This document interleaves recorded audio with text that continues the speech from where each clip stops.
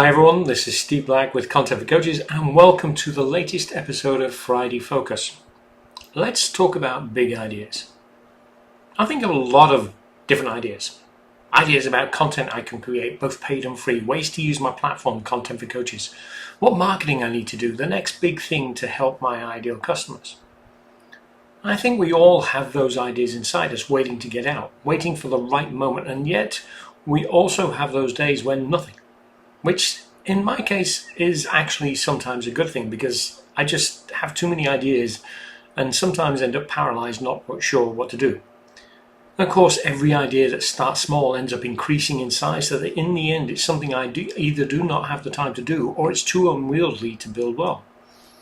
We're encouraged to think big by an assault of Facebook shares, tweets, Pinterest boards. Somehow it's become accepted that unless we think big, we're doomed to a lifetime of mediocrity. TV shows and documentaries tell us that those with the big ideas are the ones who are successful in life. They start their own companies, they write best-selling novels, and they produce blockbuster movies. Even the simple ideas that take big problems or concepts and show enough understanding to make them simple seem to make superstars of ordinary people. And while that somewhat overstates the case, there's a lot to be said for generating powerful ideas in business, whether that business is yours or someone else's. But powerful ideas don't need to be complex, nor do they need to be big. Think about the steam engine. Who would have thought that the simple process of boiling water until it caused steam would ever be associated with powering an engine to inspire train travel? People with ideas, great ideas, often become the focus of those around them. They become exalted as thought leaders and doers. The guy or the gal who puts in a day performing physical labor in a factory or doing the same semi-skilled job day in and day out often feel that they could escape their painful situation if only they waited it out until they had that one big idea that would change the world. So we're always looking for that one thing that would result in our success and never having to worry about anything ever again. And there's nothing wrong with dreaming, right? Perhaps you see yourself in this scenario. It's the idea for something small that costs $1, but millions of people would bite your arm off to buy it. It's the board game idea, the website idea, or the home appliance invention that would make you rich and famous. And that's not how most big ideas happen. I want to talk about 3M for just a moment. 3M is an amazing company. It's basically an idea machine, a research and development company. Yes, they sell products, but all of that is the result of ideas, both big and small. I know some people that work for 3M. I used to use their window films on windows in businesses and residential homes to reduce heat and fading.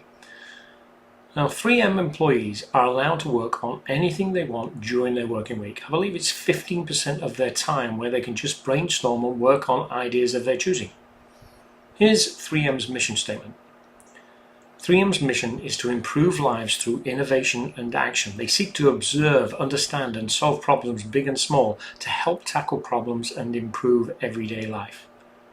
Tackle problems and improve everyday life. That's what we're all trying to do, right? Idea generation is both an art and a science. Idea generation has become such an abundant source of revenue generation that entire industry has sprung up around it. Think productivity apps. I use one to write this video script. I have a database I built in Notion that I keep all my video ideas in. Each item is a page, and on that page I work on my scripts, or the script for that item. It helps me keep track of the video ideas, the video to-dos, and those that are completed. I'll include a link to Notion in the comments and description below so you can check it out. They have a very, very robust free plan. Productivity apps are designed to make sure you never forget an idea again. And they range from the simple notepad to dictation machines and all sorts of software that connects through the cloud to every electronic device you have. But how did ideas become more and more recognized as the fundamental building blocks of wealth? They did it so by helping businesses prosper. And what does prosperity mean to you? Maybe it's just that your business works with less input from you. Maybe it's more money from additional customers. Maybe making money by creating something like a book or a piece of art. Whatever it is to you, ideas are what help us take control of our business and generate revenue. And not generate revenue for the sake of making money, but generate revenue so we can have that better life. Society as a whole moves forward with each technological advance, and those advances are made to facilitate easier and more productive ways to get stuff done. Avoid pains, fix what's broken, make life easier, and anything else that a business is built around. We live in a generation where ideas are recognized for what they are, solutions that create a better life. Sales and marketing departments became essential parts of businesses because while some employees were essential for product creation, others were needed to brainstorm new and effective ways to sell those products. And while previous ideas were focused on the creation of goods and services, now ideas were becoming useful in selling those goods and services. Ideas were concepts that when translated into print or on screen, they become part of the sales process. In the case of Big Brands, the idea itself was what was being marketed, not the product or service. So if ideas are concepts that help move civilization forward while creating business and wealth, how do we come up with them? Now here's the problem. Ideas can be like buses, right? Well, there's none for ages and then suddenly 3 come along together. But you can change that by actively working on idea generation. Plan a time for it. There are lots of different methods for idea generation, but I'm going to focus on just 2 that I use. First, brainstorming. Brainstorming ideas is a common method for idea generation. A brainstorming session can be incredibly effective when approached in the correct way, and a colossal waste of time other times. Now, if you think that means the ideas that result from your brainstorming session are going to be so far off the wall that they'll be useless to you in the real world when you get back to work, consider this. There was a time when people thought it crazy that we'd all be able to fly on a plane, that someone would travel in outer space, or even that we'd be capable of communicating with someone on the other side of the planet within seconds. But all of these ideas originated from outlandish ideas that others dared to dream. Brainstorming doesn't have to be a group session. You can do it solo. But if you get the opportunity to do it in a group setting, you should. It works because of how our brains make different associations. Thinking in completely different ways from each other turns out to make sense. When one person throws out an idea, that often triggers ideas in other people that are completely at odds with the original idea, yet may be easier to take action on. Or it could just be an easier way of doing something. In this way, a sort of free association happens when radically different ideas take shape. Even ideas that are suggested as a joke can contain the seeds of realistic ideas when a different team member applies their own insight to it. Now, though solo brainstorming isn't really a thing, there's actually some articles out there on it, it's how I come up with my ideas. Like, there are some days when I just start thinking of ideas in my business, and when those days happen, I can normally tell when it's a drop everything else kind of idea session, or just a one-time that would be cool idea. In my office, I have a double-sided dry erase board on wheels. One side is always blank at the end of the day, no matter what. If I get one of those drop everything else days, I'm standing at a board with dry erase pens and just writing things down. At the end of the day, I can scan the dry erase board using my RocketBook app, and it's uploaded to my drive so I can review it later. Then I clean the board so it's ready for the next day. I'll include links to the RocketBook app for Android and iOS below. It's free and makes scanning stuff a breeze.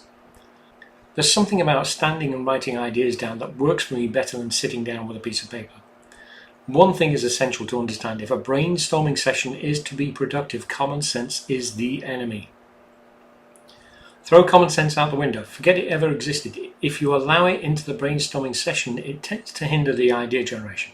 Right? You start second guessing yourself, trying to figure out if the idea will work. And then you don't include the idea. And if you're in a group setting, brainstorming sessions should have a time limit. In this way, people feel more compelled to shout out their ideas just to fill the whiteboard or the page. There's a fear of the blank page that makes it hard for people to resist drawing or writing something on it. Solo brainstorming is just as time allows. Sometimes I've started in the morning and during the day keep adding to it. Sometimes I start at 4 and finish at 5. There is no wrong way to do this. But don't worry about fleshing out the ideas yet. That happens later when you want to see if any of them are good ideas and worth investigating further. Now, the second method is mind mapping. It's similar to brainstorming and very multifunctional. Mind mapping can be used for idea generation by an individual or a group. It may be used as the idea capture tool of a brainstorming session, or it may just be used for individual brainstorming. And it's a little bit harder to do on a dry erase board because during the process your ideas are randomly placed and over time probably need to be moved around or have lines drawn to connect relevant ideas or tasks to each other.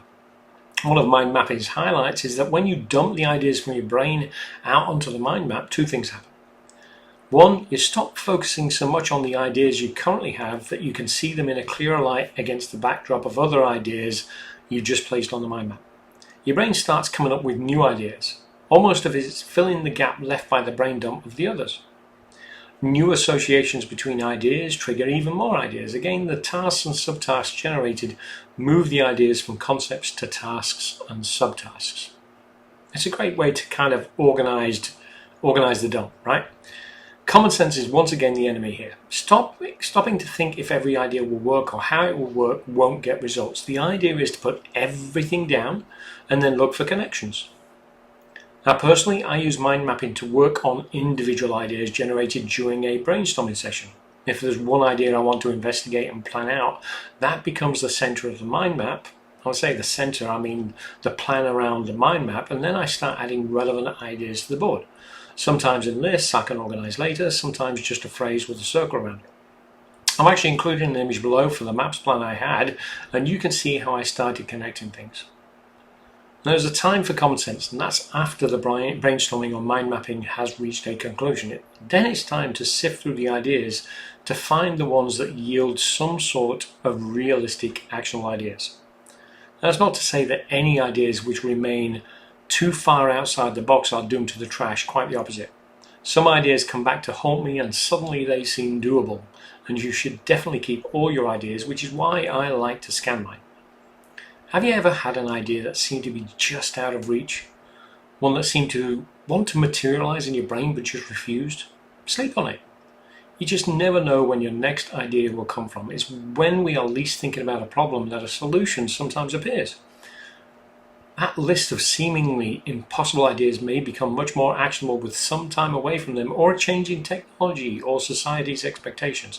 Never completely disregard an idea. I'll tell you what, let me know how you work on generating ideas for your business in the comments below. And don't forget to like the video and subscribe and click that bell to be notified when future videos are posted. This is Steve Black with Content for Coaches. Thanks for watching.